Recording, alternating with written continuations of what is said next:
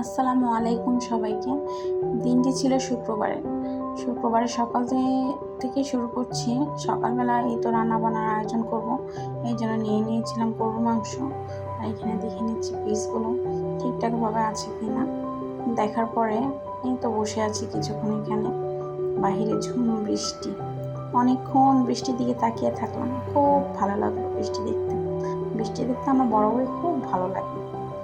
তো আপনাদের কেমন লাগে সেটা জানাবেন। তারপর রান্নাবান্না তো করতেই হবে। এই তো রান্নাবান্নার কাজে চলে গেলাম। এখানে ছোটো মাছের চচ্চড়ি করে নিয়েছিলাম, ডাল করেছি, আর সাথে গরুর মাংস রান্না করেছি এবং চিকেন রান্না করেছি। চিকেনটা স্কিপ হয়ে গেছে যে কোনো কারণে। আর এইটা হচ্ছে আমার বাবার বাড়ির অঞ্চলে ভাজনা বলে থাকে। এটা গরুর মাংসে বা কোনো মুরগির মাংস দিলে এটা খেতে অনেক মজা লাগে।